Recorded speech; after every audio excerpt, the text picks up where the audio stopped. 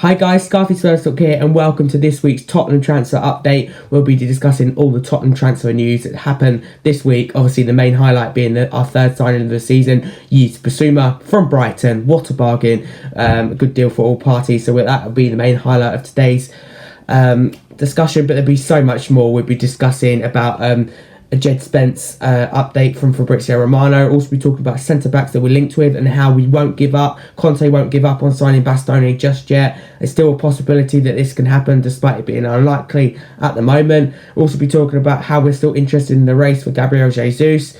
A Steven Bergwein update from Fabrizio Romano. Also when all Arsenal's All of Nothing comes out in August. We'll be discussing how I'm looking forward to the last 3 episodes of that. I'll be telling you what date that is as well. So yeah, tune in, don't go anywhere for this week's Tottenham transfer update. I hope you're well. Please smash that subscribe button if you're new. Because on YouTube we do weekly Tottenham transfer updates like you're going to see today. At the moment during period no football, break in between the season and the summer break. And also follow me on Twitter, Instagram and TikTok for Spurs updates, transfer news 24/7, covering all your Tottenham transfer news this summer. It's at Scarfy Spurs Talk on all socials. Thank you. Please join my Spurs community. Here we go. The main highlight today is Yves Bissouma signing.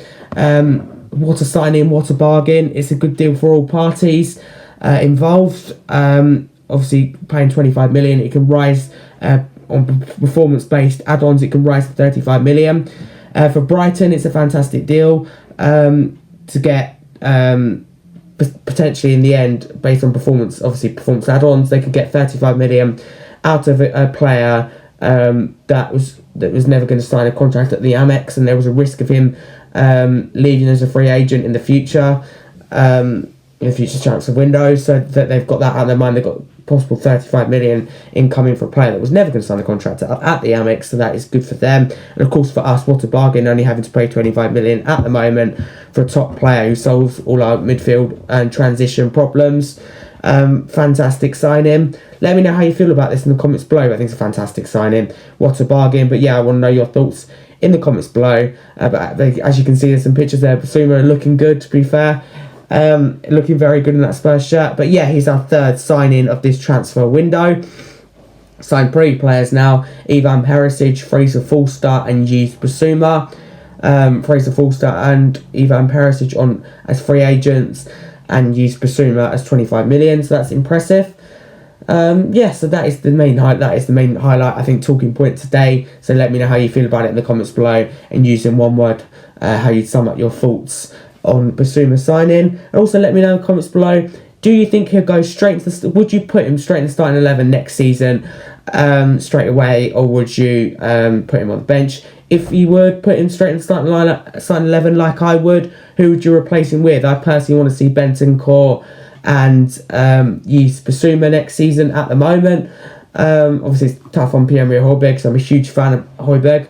I really am a huge fan of Højbjerg, so it's tough for me to say that, but he did struggle at times last season. But I want to know your opinion because it's interesting, and remember that everyone is entitled to their own opinion, and nobody's right or wrong. It's just an opinion. So that's that. Moving on, I'm going to give you a Jed Spence update from Fabrizio Romano. Here we go. This is a tweet from over 23 hours ago, nearly 24 hours ago, so a day ago. Jed Spence deal. No negotiations this weekend. Tottenham are really interested and have been since March, but no official bid. New direct contacts expected next week. Right back and centre back, 2 priorities for Spurs on the market and the remainder of the transfer window. This has been a bit quiet for Tottenham across the whole weekend of transfer news. Saturday, Sunday has been quite dead for transfer news, to be honest with you.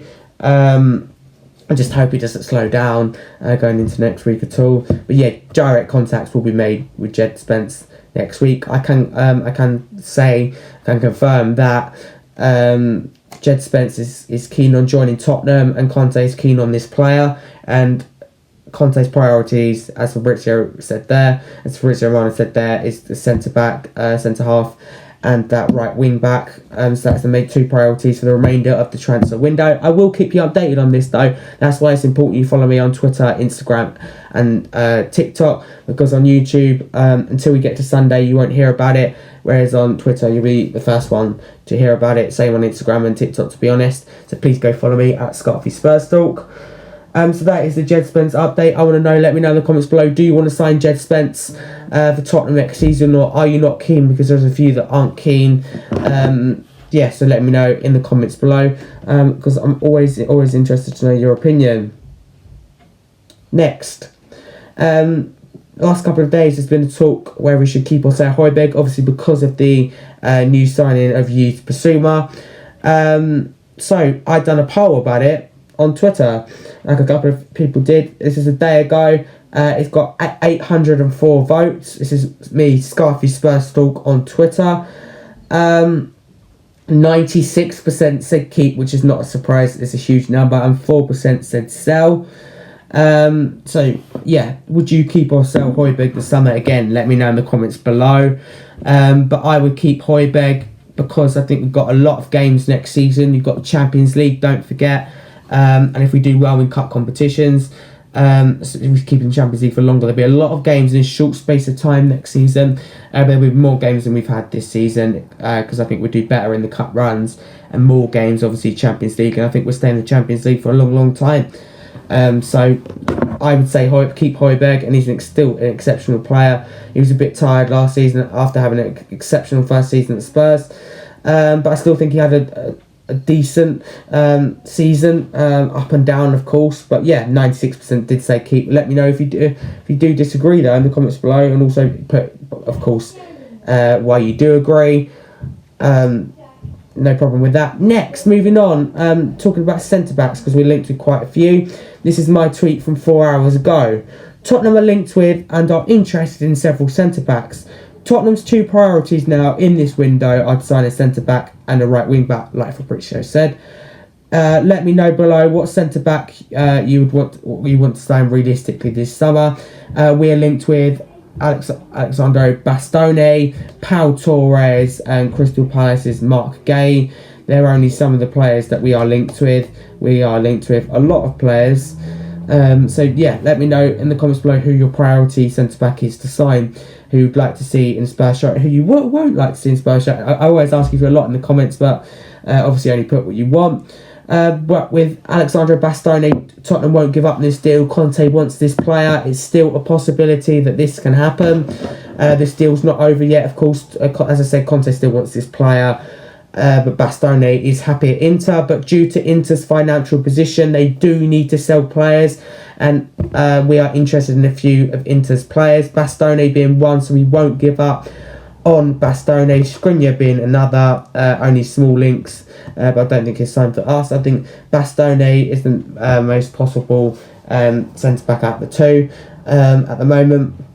As I said, Conte won't give up on this, and because Conte's ambition to sign this player, Tottenham and Levy and Paratici will not give up on this. It's still a possibility to convince him to come. We are still in talks for Bastoni, and Conte is still eyeing Bastoni.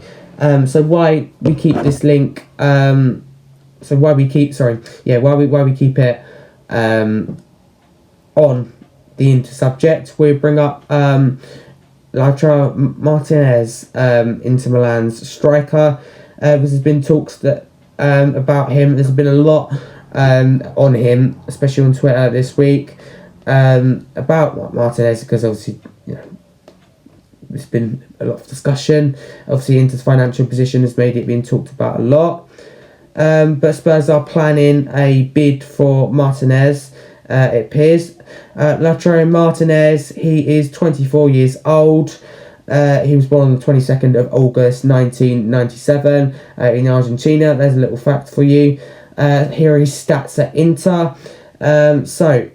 What done there? Didn't mean to do that. That's better. Stats, Inter. Serie A. This is 21-22 seasons, so last season. He played 35 matches. He got 21 goals and 3 assists. That's not bad. In the Coppa Italia, he played 5 matches and got 2 goals.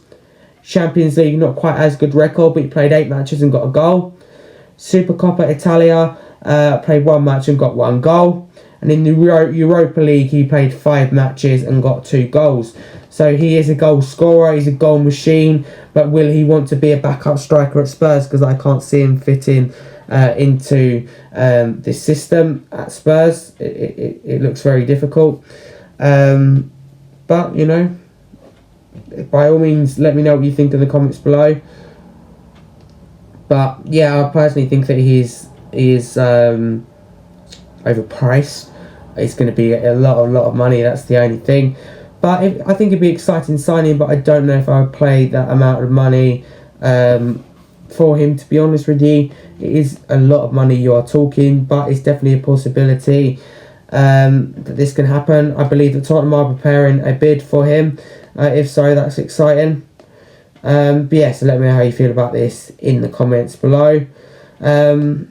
Because I just think it's interesting, but I don't think he'll want to sit on the bench really for Tottenham. He might want to go elsewhere, to be honest with you. Yeah, so let me know how you feel in the comments below. But I think Tottenham are interested and probably will make an official bid at some point this week. Next, what should we do next? We've got lots of things. Oh, Emerson Royal. Atletico Madrid have made an approach to sign Emerson Royal and are interested in Emerson Royal.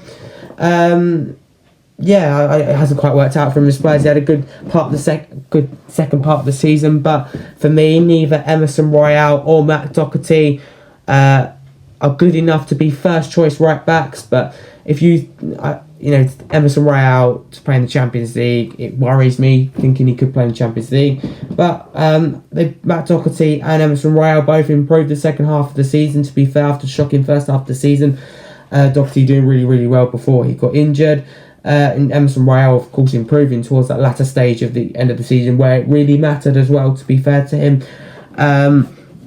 I think keep one of them as a backup, or maybe even keep both as backups, but I don't believe that either of them are good enough to be first choice right back at the moment, right wing back, sorry, because of course the Champions League. Because I think that, by the way, I think that Conte, Paratici and Levy are trying to build a team that can compete for the Premier League, trying to build a team that can compete against the likes of Manchester City, Liverpool, and overtake the likes of Chelsea. So I think it's a priority we finish in the top 3 next season. I think we'll finish second. Let me know in the comments below where you think we've finished, but I think that's what they're trying to do, and you can see the type of investments changing, thinking more about the manager, thinking more about Conte.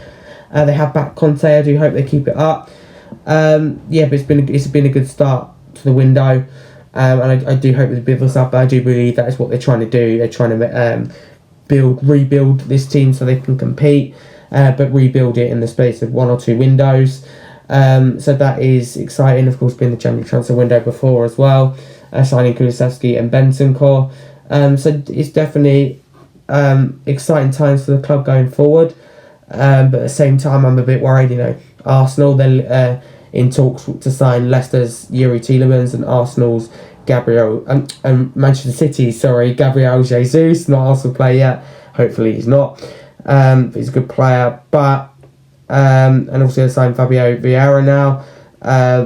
He's a good player, but I think he's overpriced. He's a bit hasn't got Premier League experience.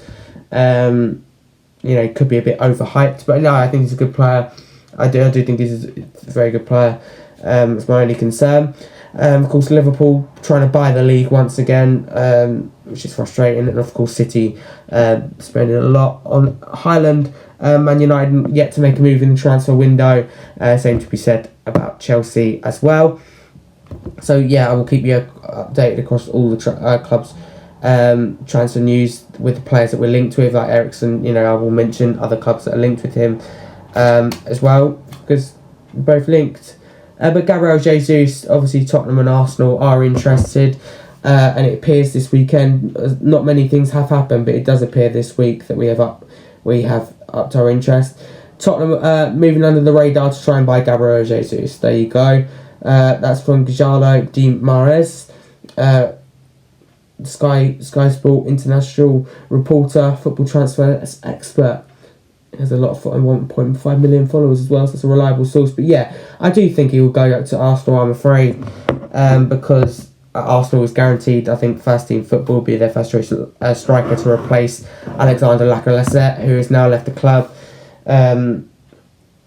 It's always we always knew in the end that he was going to leave the club. Whereas at Tottenham, he'll be a backup.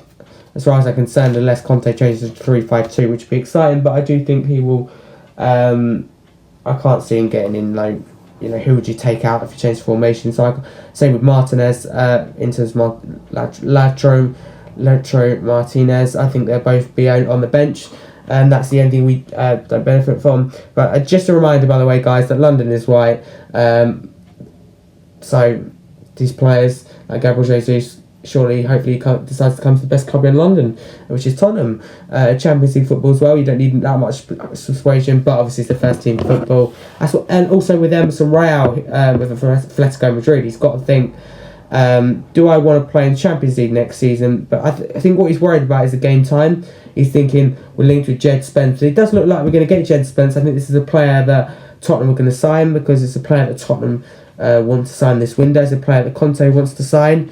I do think this will happen. Jed Spence is keen on coming to Tottenham. It's a player that Tottenham wants, Conte wants. But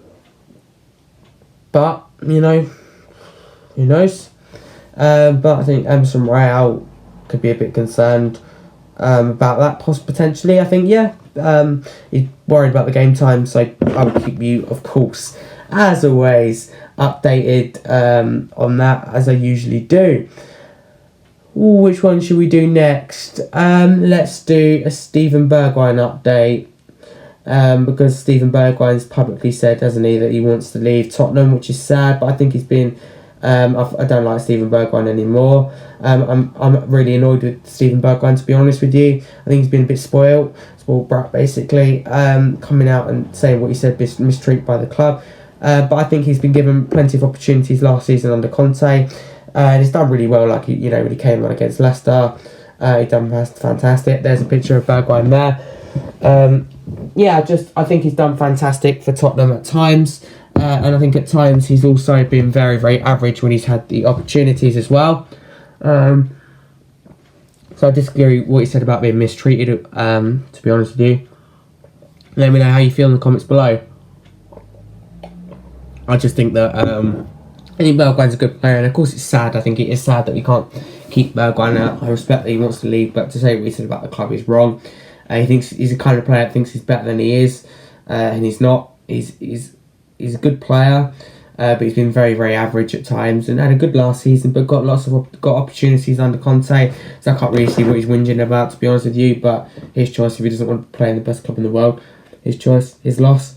But I think Bergwijn's just after the money, really. I am having a little dig at Bergwijn, by the way. I think he's been selfish and greedy and naive. But who would go to PSV and then return to Ajax, 2 years later? 3 years later? It's like joining Arsenal and joining Spurs. Unless you're a traitor and an idiot like Sol Campbell, you don't do that. So I don't like Bergwijn for that.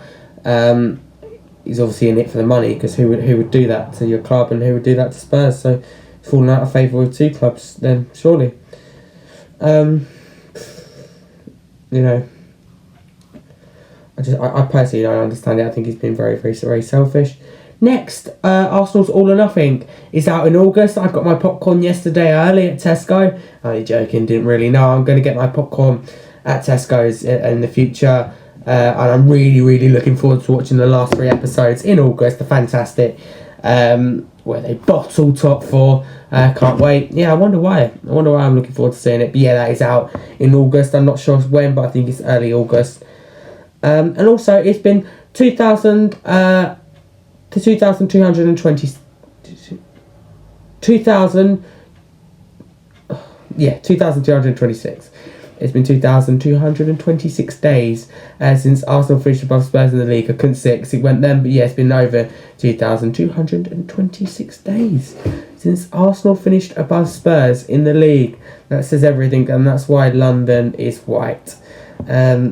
Always known it, so that just to confirm for you. that is all the major Tottenham transfer news that has happened this summer. But if you want to know more about an individual player that I haven't mentioned in this video, please drop it in the comments, whether it be Verma, Pau Torres, Martinez. If you want a little bit more, because obviously time limited, but if you want a little bit more, I would answer your comment and give you a transfer update on a specific player. So let me know in the comments below what player you want a transfer update on, and I will get back to you. Thank you guys for watching this video. I do hope you enjoyed. Please leave your feedback by liking or disliking or whatever you thought of this video, and smashing that subscribe button if you're new to join my Spurs community here on YouTube. We've got nearly 75 subscribers, which is fantastic. I'm also on Twitter, Instagram and TikTok. Twitter, I follow back all Spurs fans that follow me, by the way, as well. That's a little incentive there. I'll put that in for you. Yes, please, for Tottenham transfer updates 24/7, please follow me on Twitter, TikTok and Instagram at Scarthy Spurs Talk, same as YouTube channel.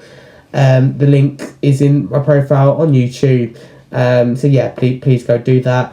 Because on Twitter we have 1,500 followers, Instagram approaching 600, TikTok over 2,200, and YouTube are doing well as well, so it's been very successful. So join my Spurs community today for all the Tottenham transfer news this summer. Cheers guys, and as always, come on you Spurs. Let's hope for another active week and maybe a couple more signings as well. Come on you Spurs.